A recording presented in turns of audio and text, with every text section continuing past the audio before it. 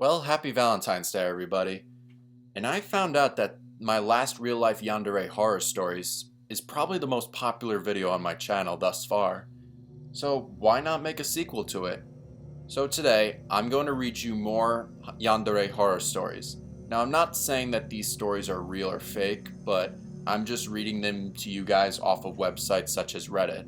So, without further ado, sit back, relax, and enjoy, people. Have you ever met a real-life yandere? This was asked on Quora.com. An anonymous user answered on May 21st, 2018. Going anonymous for obvious reasons. When I was in high school, I was fairly popular. I used to host parties every weekend and on the football team. That one jock everyone knew, if you will. I was never an asshole to anyone, except for this one girl I knew. She had a huge crush on me, and I heard she had photos of me. I thought this was super creepy, but one day, I sat next to her in class and decided to talk to her. It was a tad bit weird. She would stare at me at one time. I caught her staring at my name, which I had written down on my paper. Weird shit. Anyhow, she was super attractive. White, skinny, and nice black hair. Found it odd she was weird. She seemed perfect. I hate to say it, but I took full advantage of her. I asked her out one day, and she eagerly gave me her number. We were stupid seniors, not knowing what we were doing. Anyhow, she came over for a few times and we had sex. Actually, come to think of it, we had sex every day for about 5 months. Never got old.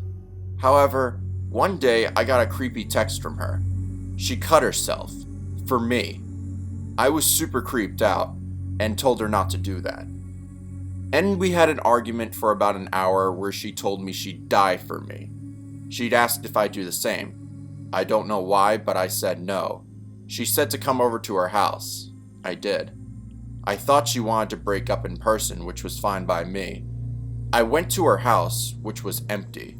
She was wearing almost nothing except for some shorts and a shirt. I asked her if she thought we were meant to be together. She said yes, of course, and rambled on how perfect I was. While I was listening, I drank some wine she gave me. I started to feel dizzy. Yes, the bitch drugged me. I woke up later with a headache with no pants on. She raped me. I felt weak and violated. She told me, "Morning, how did you sleep?" I started crying and she untied me. She said it was for my own good. I walked home. I was crying the entire way. People looked at me. I kept walking. I made it home and called the cops. They arrested the girl. She didn't go to prison, but she's staying at some place for the clinically insane. Another person responded with the name Kai Ray on March 20th, 2018. My ex. He wasn't necessarily cruel, but we got into constant fights over every little thing. I wrote a song between me and my best friend, and he blew up about why he didn't get a say in it. I went to hang out with a guy friend who was gay, and he knew it. He called me a cheater for not telling him what we did on that hangout.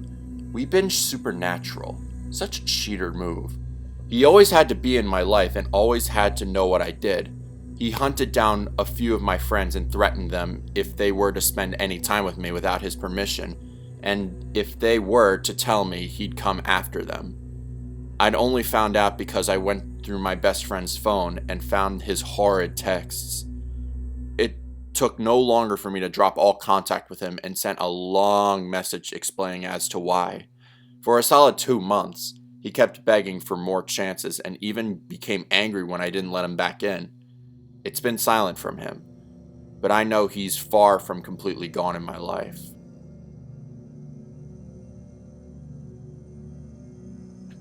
The guy taking photos of me. This story is one that happened to me when I was only 10 years old. I was visiting my relatives in North Carolina. We went to Walmart and bought a few things. When we went back to the car, I made sure everyone had a seatbelt on. Since I was the oldest, I sat in the front. My aunt started to drive. I noticed there was a guy taking photos of me from his car. I acted as if nothing was happening. I like to keep secrets to myself.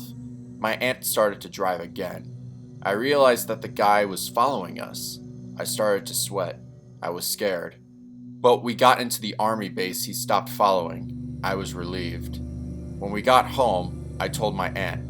I told her, when we go out to Walmart, there was some guy taking photos of me. He even followed us. But as soon as we got to the army base, he stopped. I didn't say it before because I didn't want to scare anyone. My aunt said, "You should have told me before. I would have taken a different route and called the cops." Don't worry, some crazy people take pictures of children. I acted as if nothing happened that day. I couldn't sleep well that night. I asked my little cousin to sleep with me. I know this isn't really a yandere story, but it was still scary that a stalker is doing this.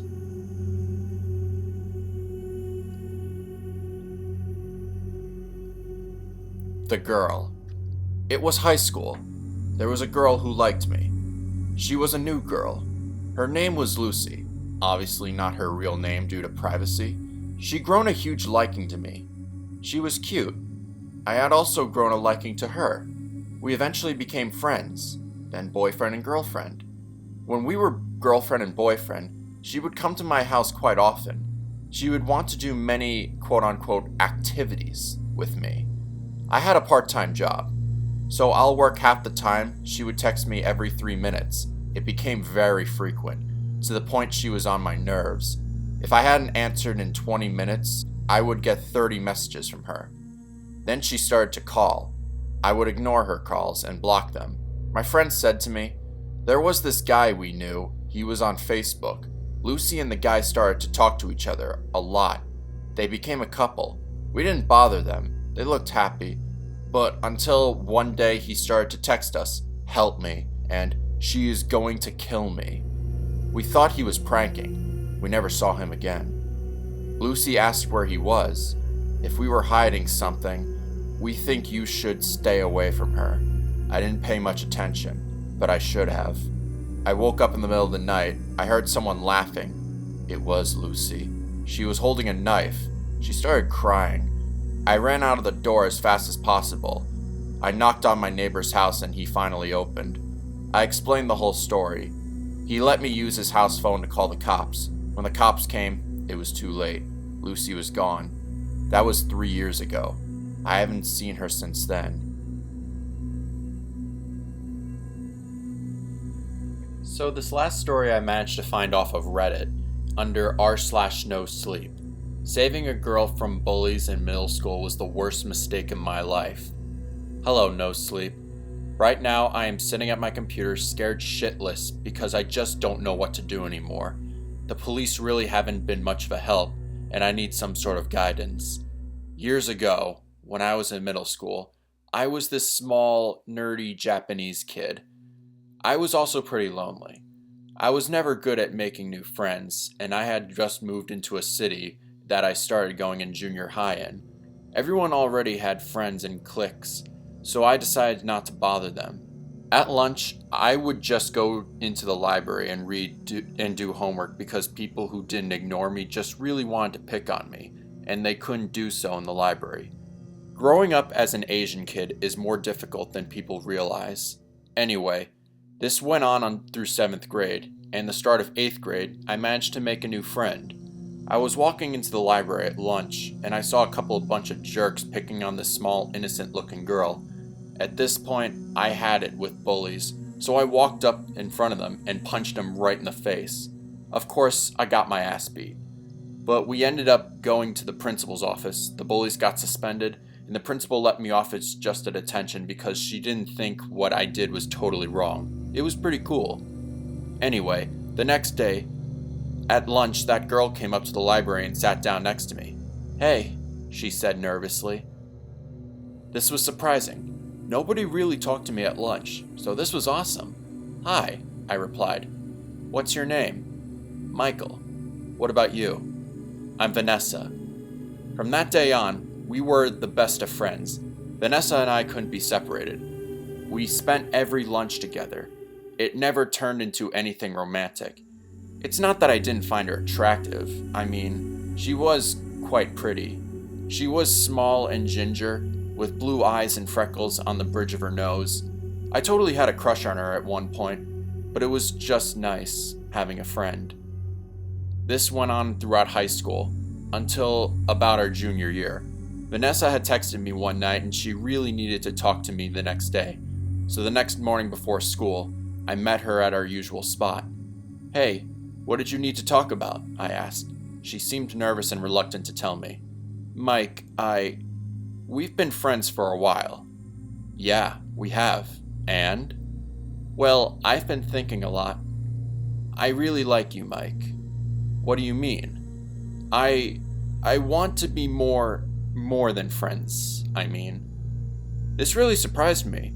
Like I said, I've had a crush on her before, but I never wanted to act on it.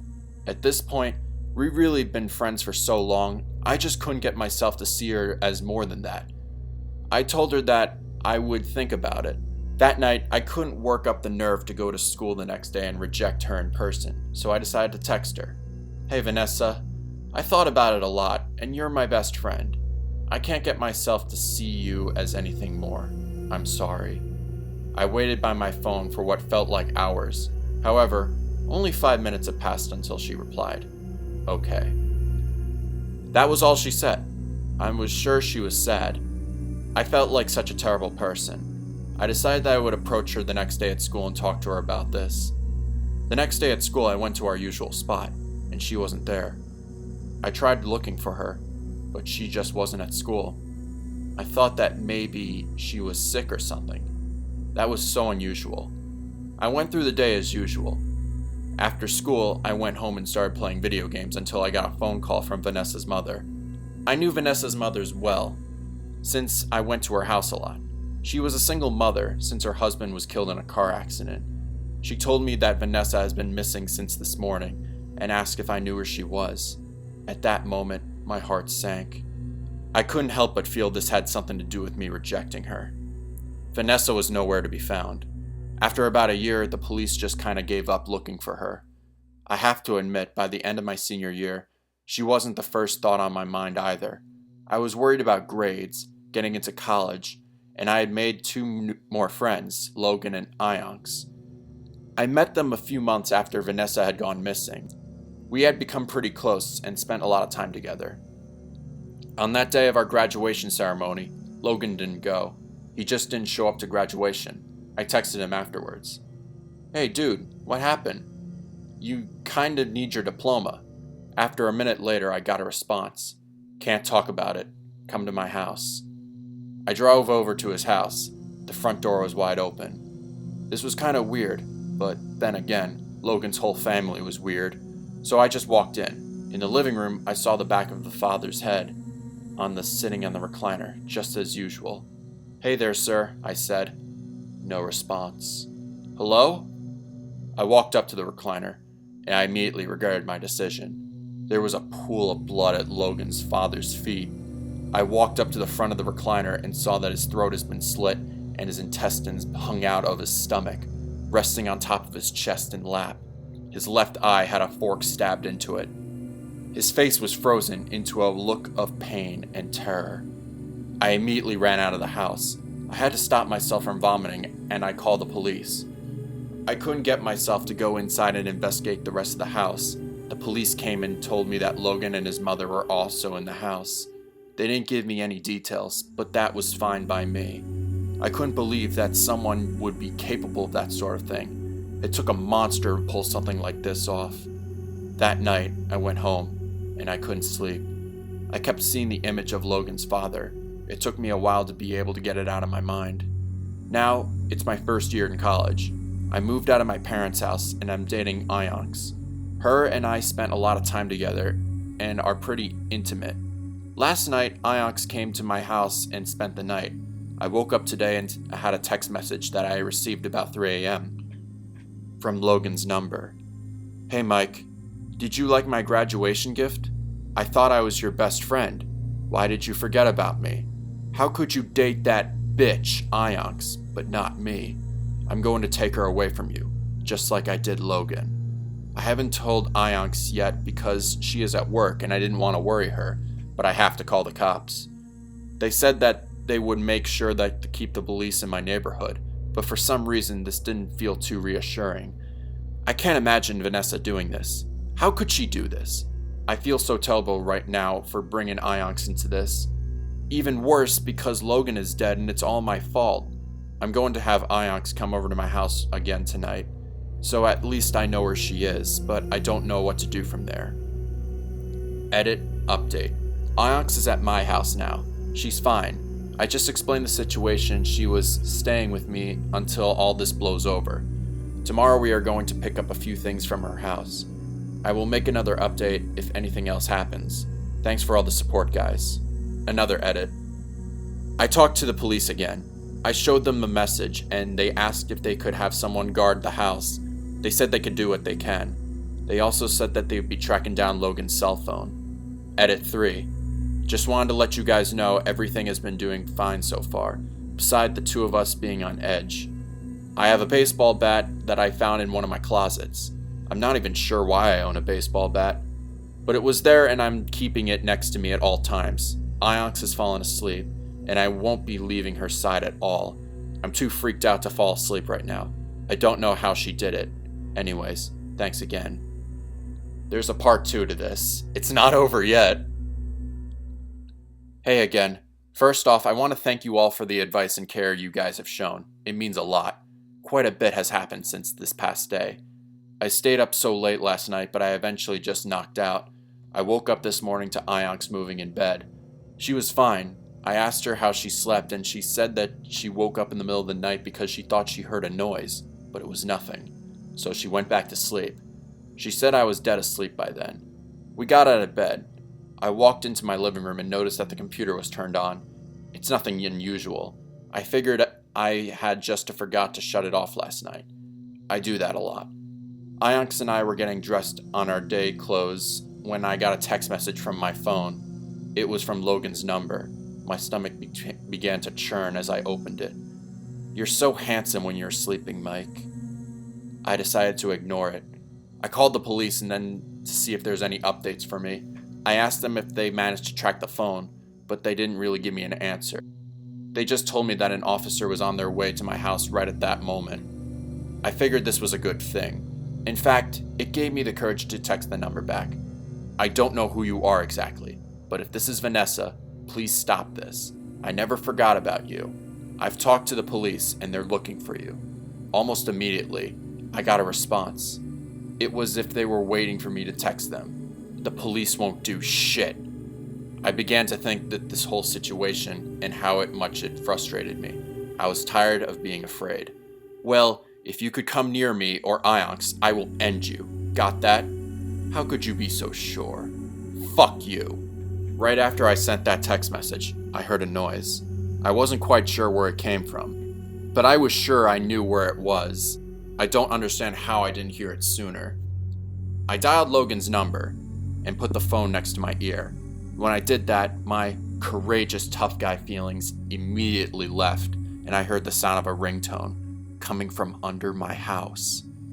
I hung up immediately and began to make sure all the doors and windows were locked. I realized that this is why they were sending an officer over immediately. Ionx and I then locked ourselves in my bedroom. I watched the door, holding my baseball bat, for 10 minutes straight until I heard a knocking at my front door. "Police, open up." I jumped out of my room and sprinted to the front door. "She's under my fucking house." Alright, okay. Just calm down, sir. Are you sure they're under there? I heard her phone ring.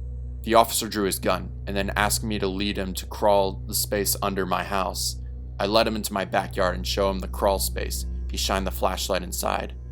"There's nobody here, sir," he said, letting out a sigh. He began to crawl inside. Every bone in my body wanted me to tell him to stop. I had such a bad feeling. "But I found the phone," he shouted at me under the crawl space. He came out from under my house and showed me the phone. I didn't recognize it as Logan's phone, and I told him that. "That's because it isn't," he replied. "It's a prepaid under T-Mobile, and we believe whoever bought this is just requested to have that specific number." This brought back the feeling of anger. Whoever was doing this wanted to taunt me. They went out of their way to use the same number as Logan. It was just a sick way of taunting me. "I suggest you get out of here as soon as possible. Maybe go to a friend's or family's members or something. Or just make sure you aren't being followed. And let us know if you are at that, so that we can have police officers patrol the area, the officer said, with a dreadfully stern look. Anyways, I gotta take off. Take care. I thanked him as he hopped in the car. The officer showing up really didn't make me feel any better. Vanessa knows where I live, and has been hanging out right underneath my feet. I went inside and told Ionx that we were packing a few things and we were going to a hotel room or something. I didn't want to endanger any of our friends or family. As we were packing, I went to shut off my computer. Right before as I turned it off, I noticed that there was a window opened on it. It showed a file under the name Knock Knock, but it was a video file. I decided to open it. It left me absolutely speechless. Needless to say, we got out of there as fast as possible.